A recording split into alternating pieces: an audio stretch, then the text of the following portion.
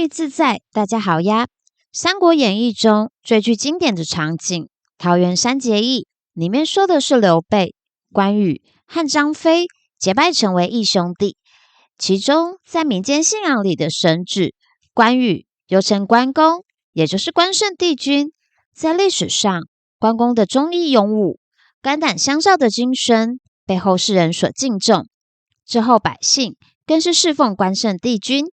今天要跟大家介绍关圣帝君。人格时期的关公，在三国时期是曹操极为欣赏又害怕在战场上遇到的。那就一起来了解，在历史上存在的著名武将是如何走上神坛，成为现如今民间信仰的神祇呢？就是这样深植人心的神祇，在佛教更是一位发愿护持佛法的护法神，被尊称为伽蓝菩萨。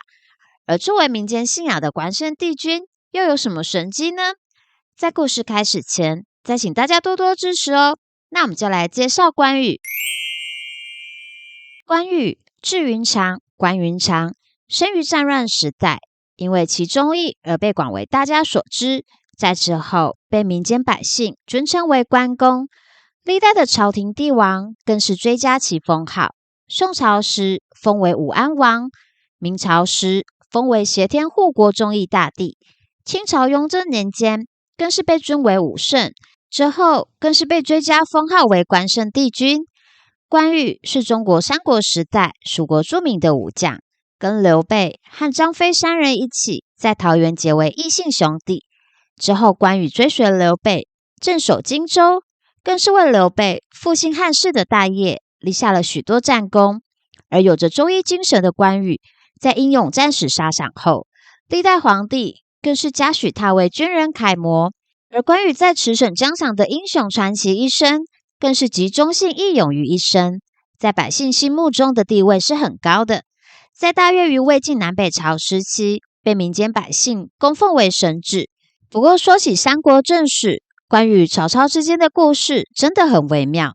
关羽曾经归降曹操大约半年之久，虽然之后关羽离开并战死在沙场上，曹操惜才，关羽忠义，有着肝胆相照的侠义精神，在《三国演义》里面非常的精彩。在曹操攻打刘备，占领徐州后，当时刘备走投无路，投靠袁绍，而关羽因为无可依托时，被张辽劝说，情非得已之下，投靠了曹操。而曹操非常惜才，对于关羽可谓是厚待，甚至把吕布的坐骑赤兔马也送给了关羽。不过曹操其实深知自己是无法久留住关羽的，但爱才之心在关羽离开后并没有为难。而关羽更是说过一段话：我深知曹公非常爱戴我，但是我已经受了刘将军的厚爱，事已共始，不可背叛。最终我还是会离开，不会留下，但是应当立功报效曹公的恩情，之后我就会离开。从这可以看出关羽的忠义精神。之后关羽留书离开，曹操的手下想派人追回，却都被曹操这句话各为其主，别追了所挡下。曹操成全了关羽的宗主之心。曹操是三国时期战绩卓越的一代枭雄，在他征战的一生当中，在战场上他最怕的人里面，关羽就是其中一人。毕竟在赤壁之战中，80万大军，曹操大败，最后在华容道上遇到了关羽。之前关羽已经帮曹操解白马之围，报效恩情，那为人忠义仁厚的关羽，最终还是因为不忍心放走了曹操。而曹操更是在关羽战死沙场后，下令厚召关羽。曹操的惜才之情，关羽的忠义仁厚精神，成为《三国演义》中一段经典的剧情。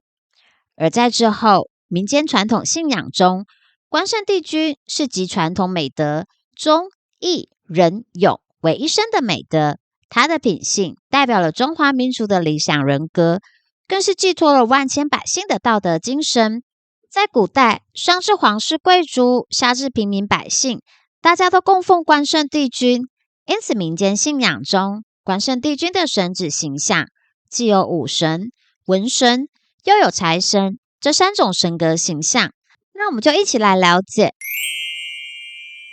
虽然说关圣帝君的信仰在宋元时期才开始比较普遍，最鼎盛的时期大约是在明清年代。最早关圣帝君是以武神形象，这是我们最常看到的，一手拿着青龙偃月刀，一手扶着胡须。武神的神格是最早出现的，毕竟关圣帝君一开始最被大家所熟知的形象就是人格时期、三国时期著名的武将，再到后来神格的武神。而明代神宗时，关圣帝君更是被封为三界伏魔大帝，神为远镇天尊关圣帝君。之后另外一个神格文神的形象，以目前的你应该知道，考生祈求考试顺利都是拜文昌帝君。不过在儒家思想里，因为忠义的精神，关圣帝君又被称为文恒圣帝，是五文昌里面的其中一位。文关公通常会是一手拿书，一手捋须，而他手上的那本书据说是春秋，不过也有人认为是左传。供奉文关公是期望能明善恶，知书达理，考运亨通。再来，最后是财神形象。据说人格时期的关羽年轻时曾经在家乡经商贩卖匹布，所以精通算术记账，还发明簿记账法。再到后来从军后管理过兵马战，因为忠义的精神是营商最重要的，因此被商界信奉为财神。许多商家都把关圣帝君当作他们的守护神，更是被视为招财进宝的财神爷。而在北宋时期，更是有个传闻，在谢州地区的盐池附近，百姓饱受妖怪捣乱，此怪物频繁出没，造成了百姓们极大的恐慌和不安。正值此危急时刻，天师张继先展开了他的非凡能力，他以道教的咒语和符咒召唤了武勇昭著的关公。关公以其神勇之力，成功斩杀了这头扰乱民间的妖怪，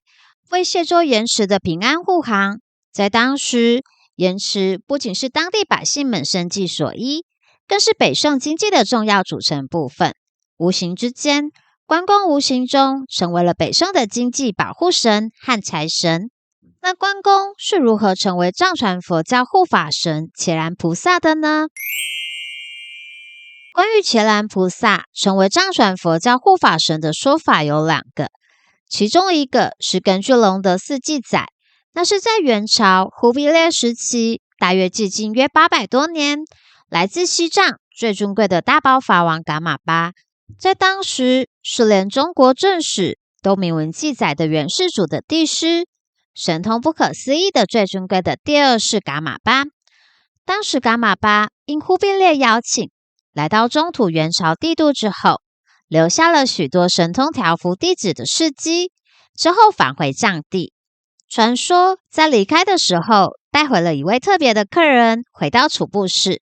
他是在汉人世界威名赫赫的忠义的象征伽蓝菩萨关公。按照汉传佛教传说，关公虽然是忠义的形象，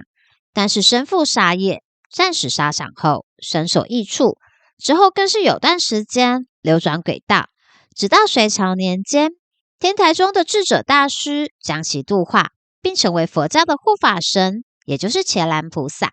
其中伽蓝这个字本来是佛教道场的意思，伽蓝菩萨意思为守护佛事的护法。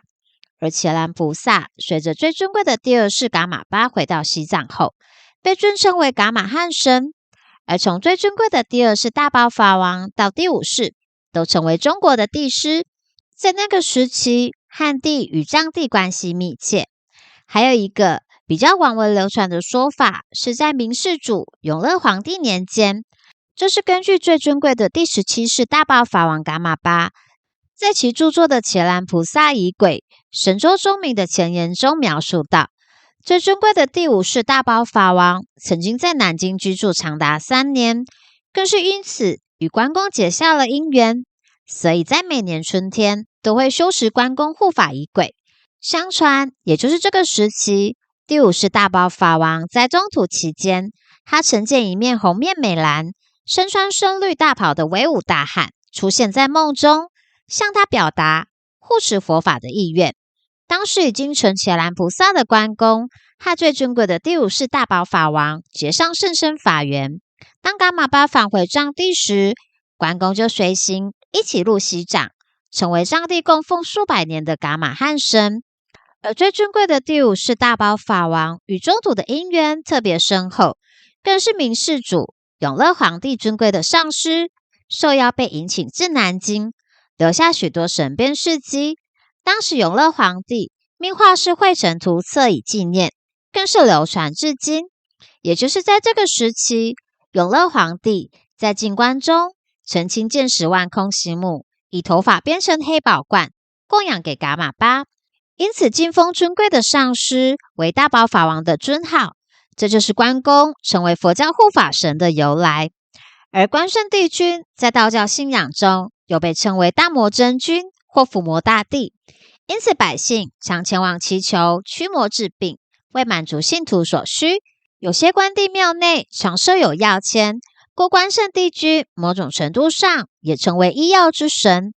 而在每年农历6月22日，正是关圣帝君的圣诞，大家可以在今年国历7月27日前往庙宇祝贺关圣帝君圣诞。那今天就说到这里，再请大家多多支持，帮我点赞、订阅跟分享哦。那我们就下期见喽！